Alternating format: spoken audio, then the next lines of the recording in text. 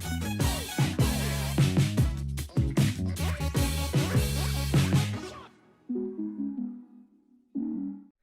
everyone, today I'm here with Shaheen Soorani. Maybe I pronounce it wrong, is it fine? Perfectly pronounced. Alright. For people who follow Shaheen, obviously everyone knows that you're like the lover or like the master of control. You're also very active on like Starcitygames, you're writing articles, playing the tournaments and stuff like that. How it's going, man? It's going okay, man. It's been a good ride. It's obviously the lockdown has affected us older folk, us paper boomers as we're called. So not much tournament play these days, but when it comes back, I'll dust it off and be ready to go. So, are you currently at work? Because it looks like you kind of are. Is it not the case? Yeah. I work at a high school actually. I'm besides tournament play and all that good stuff, I have went to school for education. I taught for a good decade, and now doing a little magic interview behind the scenes here at the high school here in Virginia. And it's. Are you not? I appreciate. Are you not teaching anymore? No, I'm an administrator, so I basically kind of like an assistant principal. I manage a couple programs here. I work with at-risk kids that are close to not graduating. I help them get their requirements. I manage tutoring. I work with testing. So, after years of teaching, I decided to get into the administration business. But you were a teacher for 10 years, right? Like what subjects were you actually teaching? I taught American history, world history, econ, personal finance, so stuff like that, the histories, and mainly high school students, so seniors, like 12th grade, so 17, 18-year-olds. I'm actually interested about this because I never really talked to a person who like teaches world history in America, because I'm sure that like they teach us like a different history than they teach you. Like for us, it's like mostly all about Europe, and we have like very little of Asia and America and Africa. Is that the case for America as well, or like what kind of a history do you actually teach? It's actually funny you say that, because I don't think I can teach history now knowing what I know about the world and politics. But no, it's the same here, man. When I taught world history, they should have just called it European history. We teach it from a very European-centric standpoint. We teach very little about Asia. We teach very little about Africa. So we call it world history, but it really is European history. And we teach, the origination of Western culture with Rome and Greece, and we teach about their influence on us. But so it's about the same over here. It's probably the same. Yeah, it's probably the same. Yep. Yeah. I always like thought that was just like the normal thing, but then I lived in Japan and I was like, oh wait, they like actually have like their own history, and I don't really know anything about it. I just thought it was kind of weird, but it's the same here, man. We teach them. We say, Shintoism. We teach about the different religions of like Taoism, Confucianism in China, and then that's it. And then we teach about European stuff. So it's really. It's a problem. Like I said, if I taught history still, I wouldn't teach it the same. I would disregard those standards that are given to us, and I would teach it more from a world view and probably get in trouble. But it's the right thing to do. So yeah. So when I asked you about like non-magic activities, you mentioned the fact that you obviously play a lot of like PC games and stuff. But what caught my attention is that you like stock trading, and you're like political activist. With the stock trading part, does it mean that you just like kind of like to do it for fun, or do you like actually understand it? So I have a couple colleagues I meet with, and we have like weekly meetings, and we get on Zoom and we talk shop, and we do all the research, man. They know about, outside of just quarterly reports and knowing like, income distribution, we talk about new management, new products, we get into the nitty gritty, and just try to make sure we get into it's not really about the late game. We're kind of like early game enthusiasts. We want to get into those companies, get the quick buck, and get out. So it's been fun. Beside money making, it's just an exciting gambling you can do from within your house. Kind of, but of course, if you do research, you get rewarded that way.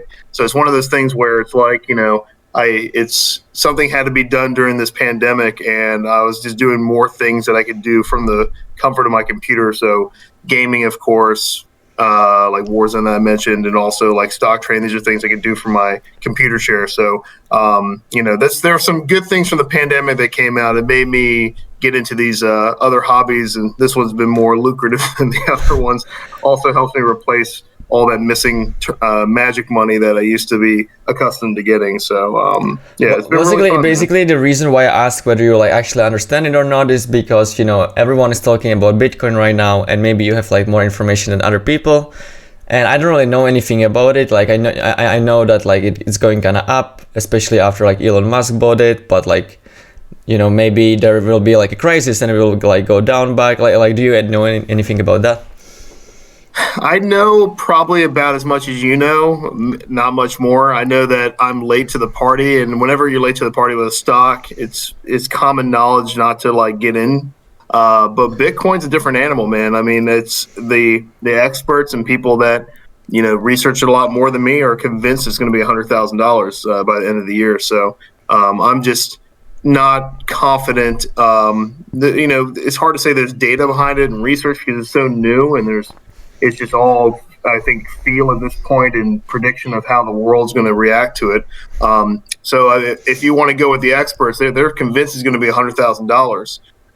But for me, I don't know. I need a little bit of data. My new job I do here, like I said, in high school, is a lot of data-oriented things. I work a lot with statistics now, and I'm not comfortable putting in the amount of money you'd need to put it into Bitcoin to get wealthy at this point when it's at $60,000. So It's a gamble. Mm-hmm. Right. About the political activism part, do you mean mainly on like social media, or like are you just like going into streets, or like what does that mean? I've actually, so it started with social media, and then I found some organizations I like to give to financially. Outside of that, I've taken it upon myself that just posting on social media feels good, but it doesn't really do a whole lot. So I've actually, in my bubble, tried to expand it, and I talk to friends and colleagues, and then I talk to strangers, through my connections, that trying to explain the way I view the world and the way I've had my own awakening. Just a little bit of information before that. I grew up, very like, I want to, lack of better words, brainwashed, and I just watched the news and I just listened to, what corporate media told me, and my parents, of course, had a huge influence on me with that. And after seeing a lot of the evils around the world, I was awoken by friends, so I thought that I could do better by reaching out directly to people, engaging people, and trying to bring people that you might not agree with to your side, rather than just posting everyone's dumb who doesn't know this, which is kind of like the way a lot of people approach it. So I'm not a firebrand like some are on Twitter and social media, but my activism is more through financially assisting some really good grassroots campaigns that I don't need to really plug right now, unless we want to plug at the end. But mainly that. I mean, you can do it. It's fine. Don't. Yeah, like there's like the Poor People's Campaign. There's a new political party called the People's Party in the United States. I'm really digging what they're saying. And basically, everything in the United States compared to Europe, where you are, is we just want to get to where you are in a lot of ways, and that's considered radical. Just having people have health care and the living wage and basic necessities, and fixing a lot of the racial issues we have through financial fundamental changes. Those are things that I support, and try to pay organizations that are like-minded. And my goal is to get to a European model with a lot of these things. Europe's not perfect by any means, but also you also have to like talk about different countries in Europe. Like not every country is like doing that well. You're right. So like, for example, I would take a French healthcare model, which is kind of like a mix between private and public, or I'd take in a perfect world, it'd be the UK model, where it's nationalized completely. So that's my opinion, but I'll take anything in between too for like healthcare, or Scandinavian minimum wages where people make enough to survive and have, the basic things like, paid for, pre-K, which we have to pay when your child turns 3. We in the United States you have to pay for pre-K, which is thousands and thousands of dollars per year, and that's something that most European countries have already figured out this should be paid for. So I guess a better way to rephrase it would be, we'll take the worst Western European model. Well, that would be Greece, I think. I'm not really sure if you want the Greece one. Or Or like. So I should make a correction. Okay, so Greece is a little bit low on the totem pole there, and they're I think they're the last entry to the. You EU, also have like Romania, Ukraine, and they're like pretty bad ones. So. Yeah, Eastern Europe is tough. Yeah. So it's more like Western European countries, like there's a lot of good things happening in Eastern European countries, but it's really like here, where if you consider the United States the richest country in the world, which it has been for so long, there's no excuse for the way we treat for the lower class in this country, the way we treat people that with indignity. There's no excuse for it. So that's what really has enraged me. That's what's made me politically active these days, more so. Well, that's awesome that you're like trying to do something about it. Doing the best I can. I'm not taking the streets though, unfortunately. I think I have no good excuse for that besides being a dad these days and the couple jobs I have. But I can see myself as an older man, retired, just ranting like a lunatic in the streets with socks. That's gonna be my future. So let's get into Magic. You've actually played for about 30 Pro Tours, but I think you're like more connected to like the Star City Tour. Correct me if I'm wrong. How did that like all happen? Because I think you're riding there for like 12 or 14 years, like maybe something like that. That's like a very long time. You even like to paid it like. I think you've told me like 5 invitationals in a row or something. That's like super impressive stats. Can you just like maybe talk about that why you maybe like didn't go for like the actual pro, but maybe for like the Star City Pro? Yeah. So I started my first pro tours in 2004. The nationals before that, 2003, or excuse me, regionals before that, I top 8. That was my first success in Magic, was that regionals top 8. It was like Skull Clamp era. So I top 8 that regionals, and then it set me off to go to nationals, where I went 0-5, as you would in your first nationals.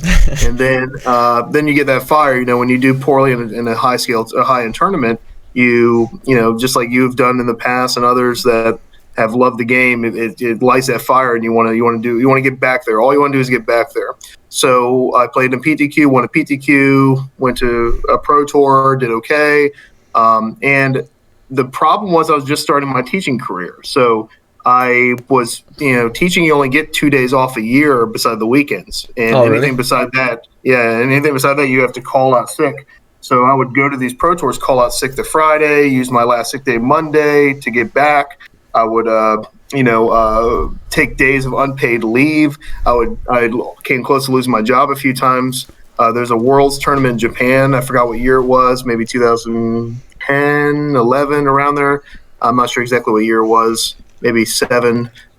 Whenever it was in Japan, I was qualified for that, and I couldn't go because my boss told me I would get fired. Oh, wow, that's rough. Yeah, so it's been that was the reason why I wasn't really known for Pro Tours. I didn't really get to play test a whole lot. I was always working, always busy. I didn't really have teams going in, but I was very creative with my decks, and kind of before the internet age, I was able to make these cool new combo decks. Like one of the big ones I was known for was like Greater Gifts, where I took it to states, got second.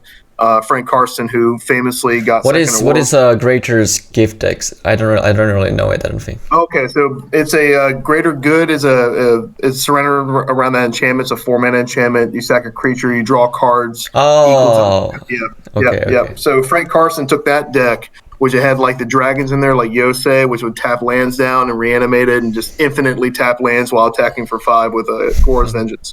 So he took that deck and got second, gave me credit, which is awesome. He said that, this random dude in Virginia saw this deck. So I found that to be my passion, was to make decks and have people do well with them when I couldn't, or for me to try to make a name for myself with the decks when I go to these tournaments. And then, but like I said, the pro scene was tough. It's a harder scene. You need to practice. You need to play test. You need to be on a team for great success, you have to take a lot of days off. So I started to look at Star City when they opened up around 2011 for me, because those tournaments I didn't have to take all these days off. I could drive there, I could drive back. I didn't have to fly around the world. So I went to play in these big tournaments, and I've had over a dozen of those top eights, and with, like you said, the invitationals. That was when Sphinx's Revelation was legal for that year. So it was surprise. Yeah, exactly. It was basically 4 invitationals in a row with Supreme Verdict, Sphinx's Revelation, Control decks in Standard, and then Stoneblade after Tom Martell's top 8, Stoneblade and Legacy, and it was just easy. People just try to play other things, and they just weren't as good as Sphinx's Revelation, and I was able to capitalize on it, and that really launched me into a permanent writing gig at Star City. That launched me into, I started coaching back in 2013. I think I was the first to do official coaching in Magic. Really? The summer of 2013. Yeah, it was the summer of 2013. I just got on Twitter like a couple years before that, and I was just offering it, and it was lucrative and it was fun, but draining. And I think that the new coaches now with their setup, it's better to get a PVDR to teach you to play Magic than me. So, but it was quite a ride, and that's why I went to Star City, because it takes just less effort to do well. It was an easier scene. It was a scene that was more conducive for somebody working with a full-time job, and I commend the Segrists in the world and the others that have full families that go to all these pro tours. Seth Manfield has a couple girls or a couple kids. These folks have found a magic way to do this. I just don't know how they did it, but that's the reason. Mm-hmm. I just want to ask about the fact that you always play Control. Like, what is going on with that? Like, is it that just like you're doing it maybe for your brand, or you just don't really know how to play anything else, or you just like really like it? Like, what is going on with that? A little bit from all those columns, actually. So it started with, I really hated, this is from more of the casual side, I really hated getting mana flooded, and just losing games by drawing a bunch of lands later in the game and not really having much to do with it. So when I started finding these decks that had, drawing 22 land in the game was good, able to do all these X spells and expensive spells.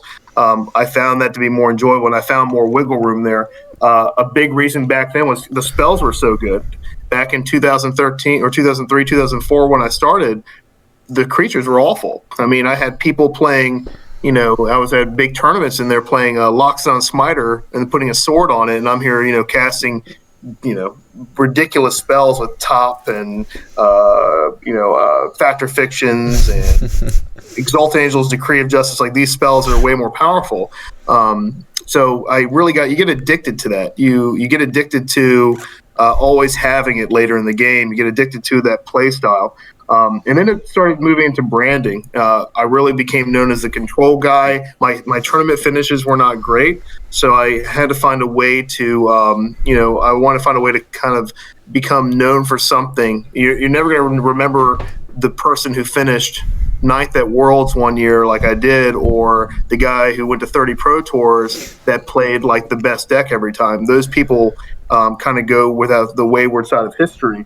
And I wanted to kind of go down to somebody at least with some recognition of, okay, this guy played these crazy combo decks and these crazy control decks and did well with them. And it really helped me. I built an audience. I've been writing for Star City since 2006 because, as Cedric Phillips said in a podcast or in a coverage, he mentioned me, and he's like, I don't know why he writes the same article every week and they keep reading them, which is like funny, but it's kind of true. I really do write about the same stuff, the same style of decks, and I have the same awesome, amazing audience that reads my work. And even though I'm kind of removed from tournaments, they still read me because of that. So to answer your question, all of them, branding, I'm better at those decks and worse at others. And, because it's just the more comfortable deck and the more you get rewarded for drawing a bunch of lands, you have a lot more options in the, for victory. And it requires less practice. And I'll probably get in trouble for this. but I always secretly said that aggro decks are a little bit harder to play. I agree. I mean, it's the truth. I mean, they play some creatures, I kill them all with a Doomscar, and then I play my Planeswalker. It's not rocket science, but I always kind of joked around and said it was always the other way. But people know. Yeah, I think if you're like a complete beginner, then like aggro is easier because you can still play the creatures and attack with them. But once you get like better, playing control is actually like easier because you have like less options every turn. So yeah, it makes sense.